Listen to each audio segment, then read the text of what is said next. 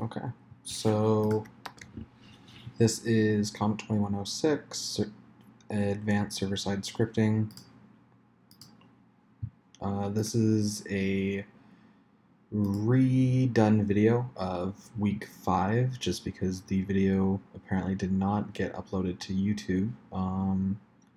So instead of going through the slides and everything else that we usually do in class, you guys who are watching this video can just go through these slides that are on Blackboard. It should just be right here, getting started with mongoddb and mongoose, so you can just download those and view them at your pleasure.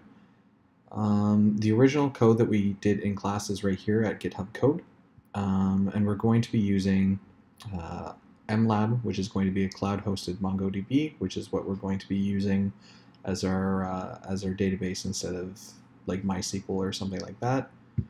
And then we're going to be using mongoose, which is an ODM standing for Object Document Modeling. Sorry. So this is kind of similar to other libraries that you might see that are in ORM, which is Object Relational Mapping, and that's when you're working with tables in something like MySQL. Whereas instead, when you're using something like MongoDB, there's not actually tables. They're called collections, and they hold documents inside of them.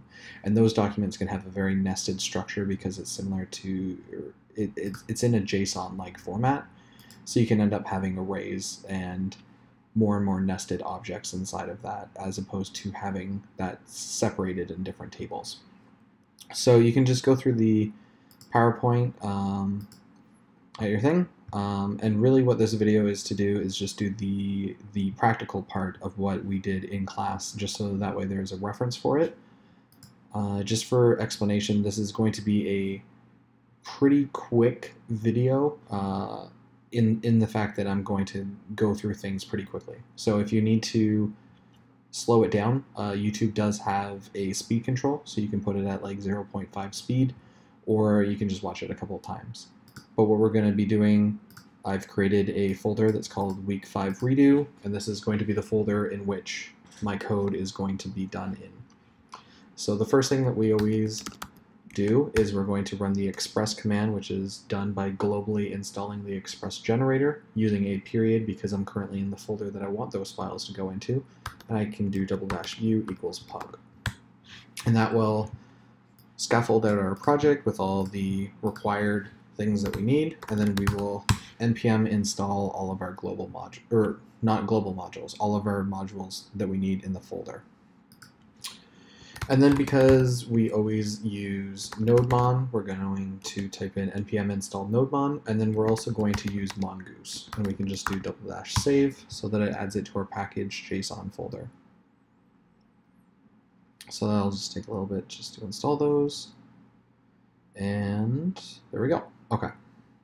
So you can tell if it has correctly installed it by looking in your dependencies folder and being able to see both. It's not actually there. Did that? Let's see. npm install nodemon and mongoose. Am I looking in the right folder?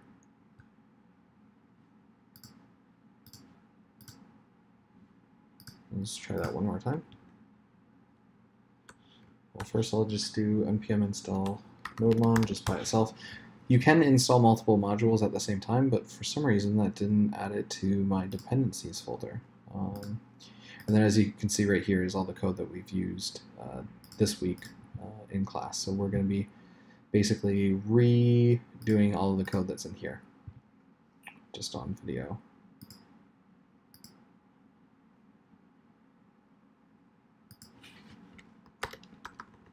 Maybe I didn't add the folder. Oh no, that should all be in here. Hold on, let me refresh maybe.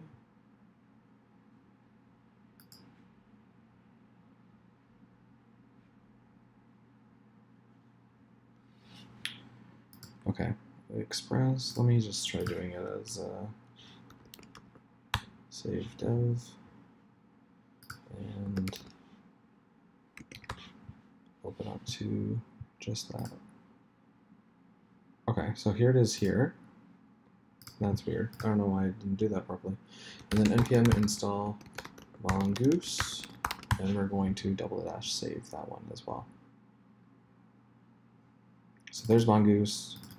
Maybe it was already in there, and I just did not see it. Anyway, sorry about that. So now that we've installed mongoose and we have installed nodemon, we want to, in our package JSON folder, we want to add in a dev script.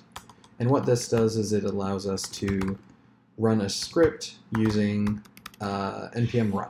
And in this case, we call it dev because we're going to be developing. So when in here I run npm run dev, after adding that script into our package JSON, we can now see that we're running the server. So if you open up your browser, go to localhost 3000, this is our server running. So the first thing that we always do is, well, you don't always have to do it, but just because I don't want to worry much about styling, I'm going to be putting in Bootstrap into our layout file, just because this is the file that everything will be using. And because I already have done this in the week 5 folder that I have, I'm just going to be copying it from there. But of course, you can just take the code that is on Bootstrap's website and just copy it in. So now we have Bootstrap, and if I refresh, you'll see that it has changed. So I can now get rid of that. So the first thing that I had done in class is showing just how MLab kind of works. So we had created a new database where you can choose any of the cloud providers that are here: Amazon Web Services, Google Cloud Platform, or Microsoft Azure, and we want to use the sandbox. It's free. It's not, built for production or anything like that, but it is a free version of MongoDB on their service, and it's pretty good for what we're going to be doing in class. So I created one that's called COMP2106 week 5, and then from there I created a collection. So I created a collection called articles, and I created a collection called metas, and you'll see why I called it metas, which will show when we end up creating the models. So in here I have 0 documents, but as an example of creating a document in here, I can just go and say the name, or let's go title. Title is going to be example article, and its author is going to be myself, and date I'm just going to do as a string and just say today. And if I create and go back, you'll see now it's right here. And what is nice about Mongo is it automatically generates an ID for us, and that ID is not similar to what you would see in MySQL, which is usually an incrementing number from starting at 1.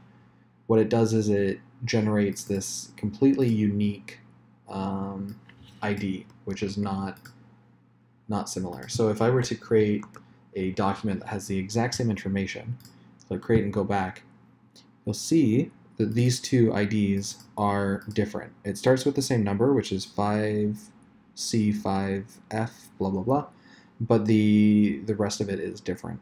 So you can usually trust the ID to be a unique identifier for really any of your different documents that you have created.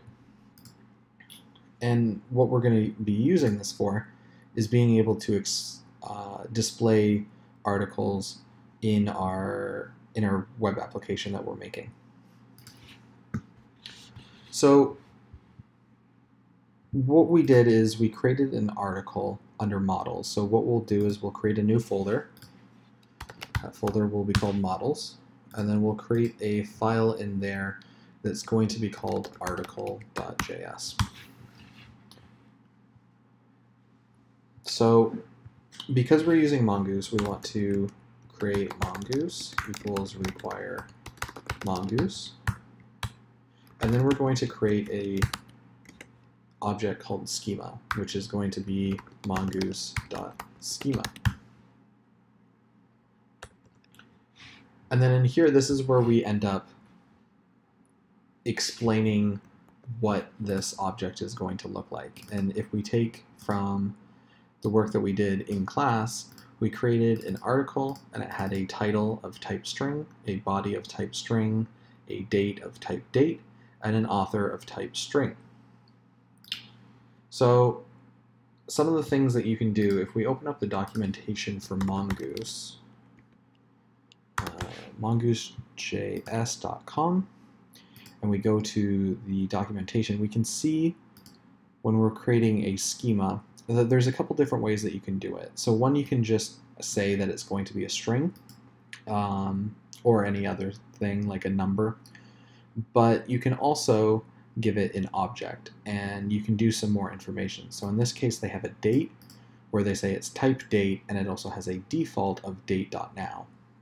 So we're going to take that exact same code that's right here, and we're going to actually use that for our date that's right here. So you can also use required fields and have some sort of validation to make sure that, you know, if a title is not provided, that it will return some sort of error. But I'm not going to do that just for this video. I did show it in class, but for purposes of this video, I'm just going to show what we're really needing. So if I copy this into our model,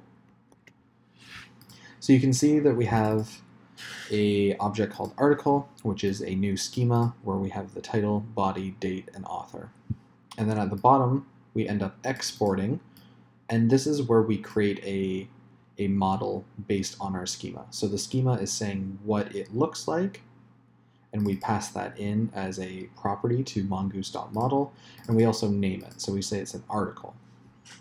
And this is where part of it gets a little bit complicated, because I'm saying this is the article model.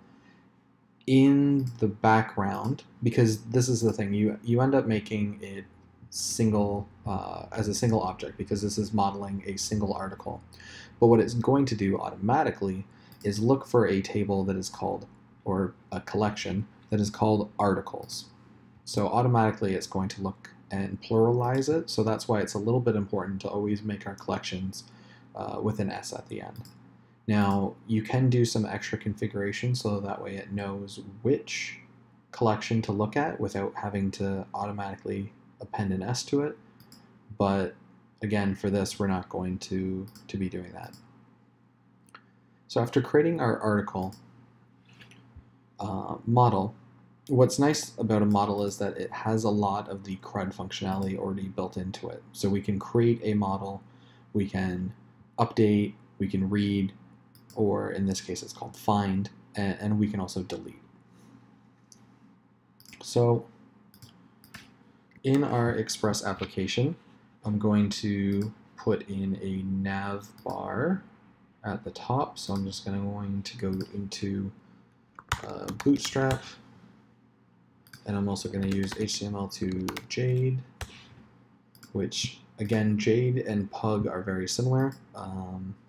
It's just Jade is a previous version of Pug. So we want a navbar. And let's see. So I'm just going to take this navbar, paste it in, and take the code for that.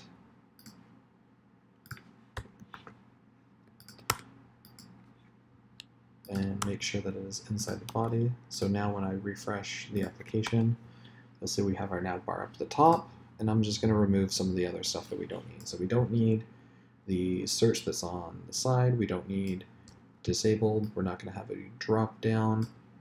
The only thing that we really need is having home, and this link that's right here is going to become articles. And we're going to link that to the /articles page. So now when we click it, we'll get an error because articles doesn't exist yet, but that's what we're going to be creating. And also I'm just going to make the home button just go to the index page as well as the brand. So now when you click it, that goes to home, and we have articles. So because we're going to be building a lot of different functionality that is going to be on the articles route, we're going to create its own articles route. And of course, the first thing that we're going to do is require in express, and then we're going to create a router object based on express.router. And then we're going to module.exports. Usually I do router in lowercase. So if we compare that to the other file, you can see right here where we require an express, create a router object, and then we export it. So we're going to use router.get on just the index page for articles. And that takes a request, response, and next object. And this is where we're going to be rendering just the articles page. So we're going to create articles.pug. We're going to say that it extends layout, and it's going to have a block content. And we're just going to do an h1 just saying articles page, just so that way we know that we landed on the page. And then in here, we're going to do a res.render and say articles and give it an empty object. So now when we refresh, if we did that properly, it's still 404ing. Oh, the other thing that we have to do is inside of our app, we have to say that we want to use this articles route that we just created. So right here you can say that we have on slash, we have the index router, slash is users for the users router, and then we're going to use slash articles. We want to use our article router. So we have routes slash articles. So we can now just save that, and when we refresh, we're on the articles page. So cool.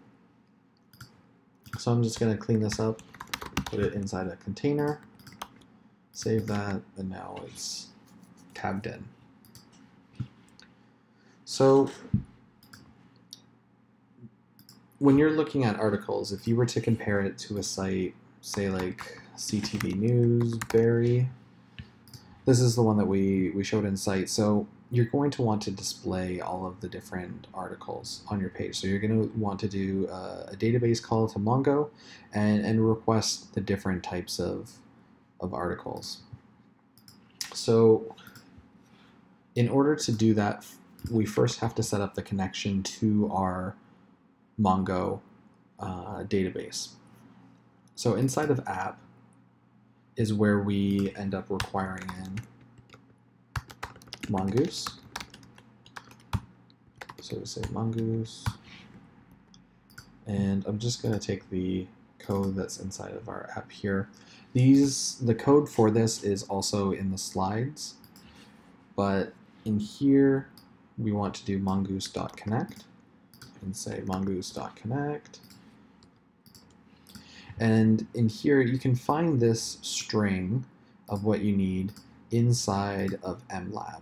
So when you create your database, at the top it says to connect using a driver via the standard mongoddb URI. You can just copy this link that's right here, and it has in square bracket or in less than greater than symbols, it says db user and db password.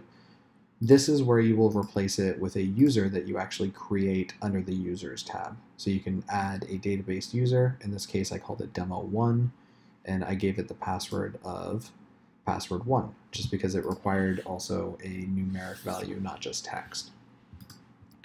So just to show you, if I just copied this right here and filled it into our connect, I replace db user including the square brackets with demo1, and then I'm also going to replace the password with password1. And then we also put in this new URL, use new URL parser, because if you do not, you'll see when I open up this that we get a little warning asking us to put it in. And then when you save with it, oh, I had a comma missing there. And then when you save, it does not give us that warning. So the other thing that we ended up putting in was we wanted to give us a message if there is an error. So we create another variable called db that is referencing mongoose.connection. And what db does is it has events that get emitted when we create a connection to it. So if there's an error, it will emit an error, and then we just end up console logging saying that there was a connection error. And then on the first time that open happens, we end up console logging saying that we connected to mongoddb, because this means that we've made the connection, we don't have to worry about it. So you can see right here it says connected to Mongo. So now that we're connected to MongoDB, this is now where we can start using our model that we just created. So if I require in the model and say const article equals require, and this is now requiring from our models folder called article, we can now do article.find. And this is a function. And what this does is it returns a promise. So we type .then, and we say articles.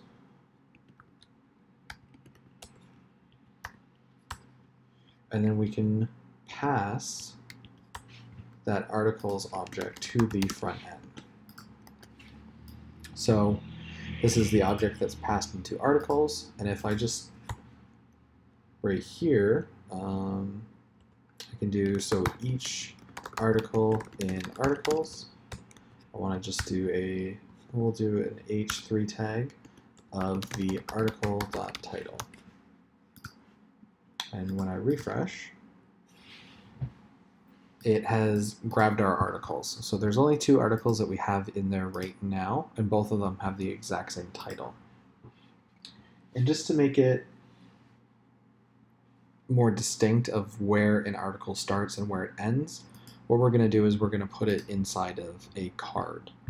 So right here you see we have card and card body. So we're going to do .card body, and then we're going to use an h3 of article.title and refresh. And also on card, I'm just going to give it a margin bottom of 5 just to make it a little bit of spacing. So now you can see this is where our first article is and our second article. So the first thing that we want to do inside of our articles is we want to be able to create a new article. So what we're going to do is we're going to create a new view, and we're going to call it articles-create.pug. And inside of our articles route, we're going to do router.get/create, and we're going to take that request response next object. And on this screen, because we're creating a new article, we don't actually need to grab any information for it. We only need to render the articles page. So in this case, we can just do res.render, and we need to render the articles-create page and give it nothing. And then, of course, because we've created a new view file, we need to extend from layout and do block content. And then here's where we're going to create a form with a method of post. And we're going to create a form group, or I believe it's actually, sorry, input group. And then we're going to have a input of form control. Its name is going to be title, and a placeholder of input article title here. I'm also going to put everything in a container and do an h1 that's going to be create in article. And tab that in once more. So Now, if I go to article/create, we have the ability to create an article right here. Of course, there's no way to navigate to this page unless if you know it exists. So we should probably just throw a quick button just below the article's page title to being able to create an article. So we're just going to do an anchor link with a class of button and button primary, a href going to /articles/create, and we'll just say create in article. Save that, refresh, and now we have create an article. So you can just click it, it'll go to that page. So right now we have the title, but if we look in our schema, we have a couple other things that we want to be able to create as well, which it's a title, a body. The date we're not actually going to bother because we have a default on here which will automatically do it, but we also have an author. So inside of articles create, I'm just going to copy this 3 times, and here I'm going to do a text area, and that is going to be body, and we're going to have an input that's going to be author. So this is going to be article author, and we don't need a placeholder on the body. Save that and refresh. And we're just gonna also throw some margin bottom 3s as classes on the input groups just to give us some more spacing. Refresh that again, and now you can see that there's some spacing. And also, the last thing that we have to do is just create a button of type submit. And I'm also going to do button success. And we just want the phrase submit on it.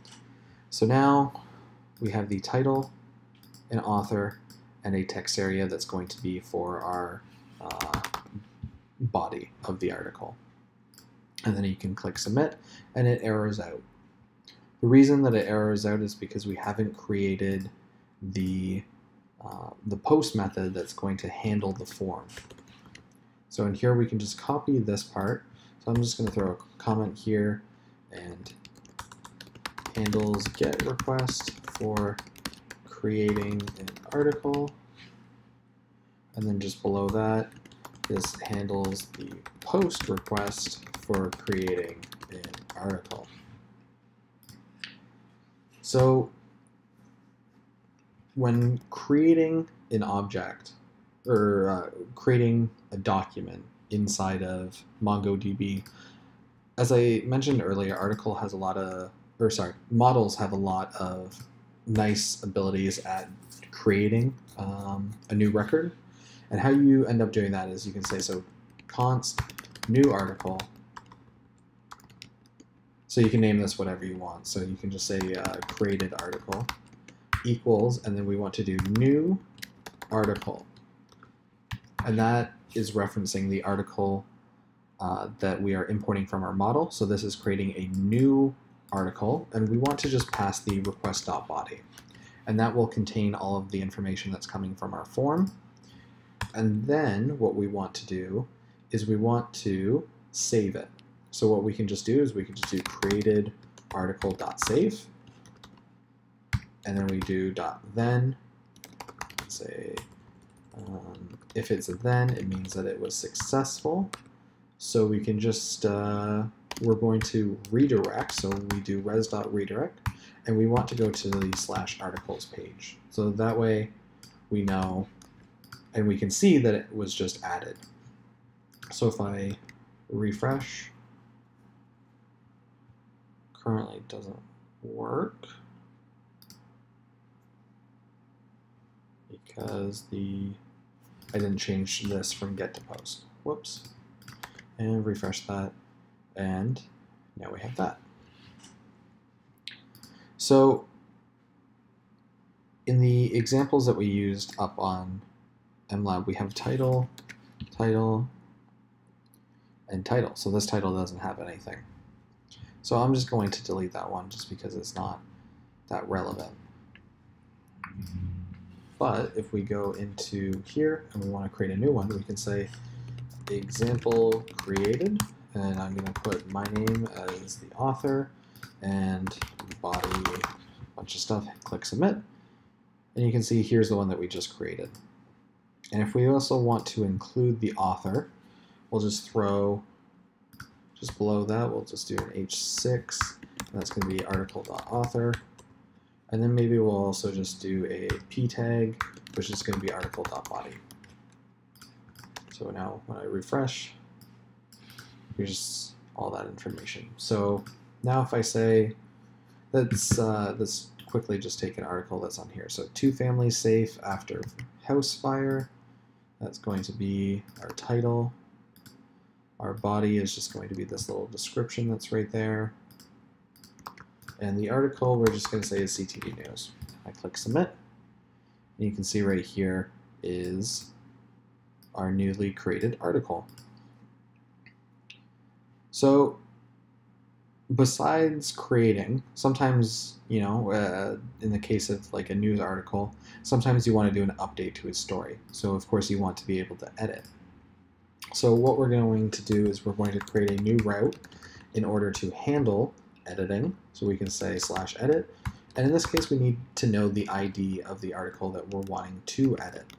And of course we also need our request, response, and next object.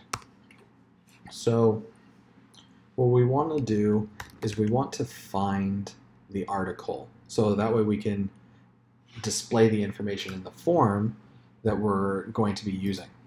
So you can do a create an object called requested, or actually no, we don't do it like that, sorry. You do article dot find by ID, and we want to give it request.params.id, and that's what's coming in here. And then we do .then, and this is going to be our requested article. And then we want to render, and we're going to create an articles-edit page. And we're going to give it the article is our requested article. We can just save that. And I'm just going to, because we want the form to look pretty similar to what we did on create, what we're going to do is we're just going to copy it, and we're just going to rename it to being articles-edit. And we're going to change the title to edit an article. And we no longer need a placeholder. We no longer need that placeholder. But what we're going to do here is we want to actually display what is there. So we want to do value equals, and it's going to be article.title. And this one is going to be article.author. And then here is going to be article.body. We can save that. And because we don't know the ID right here, we can't just like, if I took the ID from MLab and I just copied it right here, and I go to /edit /that ID, so it said that it failed to look up article-edit because it's supposed to be plural. My bad. Save that, refresh. So here it is loading that ID, but what we need to do is put a edit button beside our articles that are loading on our article page. So what we'll do is in just the articles.pug file, just below the title, I'm going to create an anchor element with a button.button warning, and we're going to href2, we're going to use our backticks, we're going to use /articles /edit, and then we're going to reference article dot, and then we're going to use _ID. Actually, you can use just ID, but when you're wanting to update, you want to use _ID. So I'm just going to do .id and say edit article. Save that, refresh, and now you can see here when we click it, it brings us to it. So in this case of the one that we just created from CTV, we can click edit, and you can see here's our title, our author, and the body. And right now, if we click submit, nothing will actually happen because we haven't set up the post for our editing. So similar to what we did on our create, instead of creating a new article, what we want to do is we want to find the article and then we want to update it, which is exactly what that function is called. So we want to do router.post on /edit/id. Can get rid of that part. And what we want to do is we want to use article.find by ID and update. And this has a couple different things that we're going to have to do. The first part that we want to do is we want to give it the request.params.id, which is coming from our URL up here, or if it's easier for you, you can just use request.params.id and create a variable and say that we want to pass it the ID. The next part that we want to do is we want to then give it the object that has just been submitted. So we can say constant body equals request.body, and we can just give it the body. Lastly, there is a third part, which is additional options that you can give it. And just to quickly show you, inside of our routes and articles, there's a property that what it does is it will return the newly updated object, which really we actually don't need, but if you're wanting to display on the same form, if you're wanting to edit something and then maybe you click save and it updates it, if we look right here, we end up using new equals true. And what that means is it will return our newly updated article instead of returning what it was previously. So we can just say article, but because we're actually not going to use it, I'm not going to worry about it, and we're just going to actually redirect back to the articles page.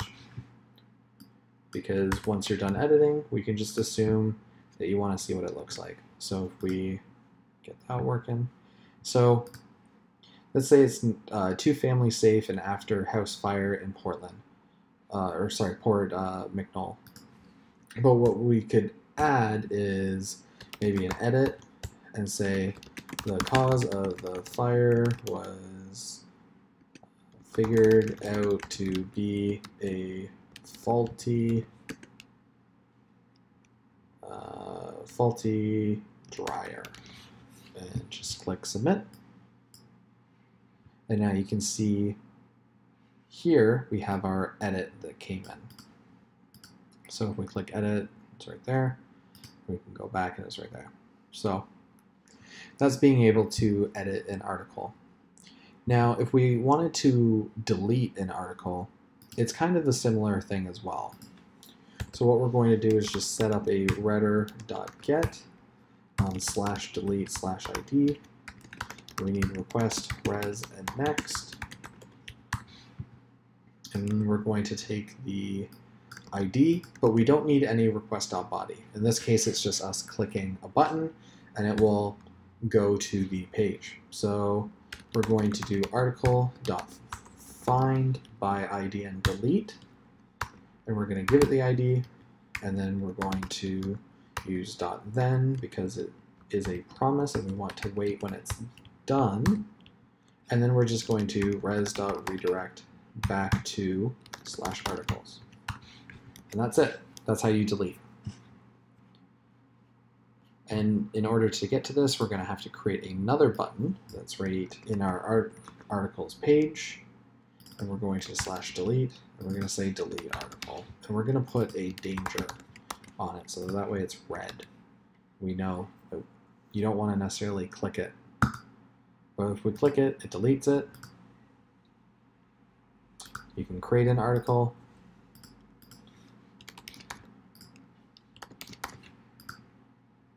You can see it right here. And that's pretty much everything that we did in class. Again, I do apologize for not being able to get the original video of in class up, but this is everything that we did in class. So we did full create, read, update, and delete of something in a document that's in MongoDB. We've also connected to our MLab account and successfully used the mongoose library to create a schema and model and be able to use it.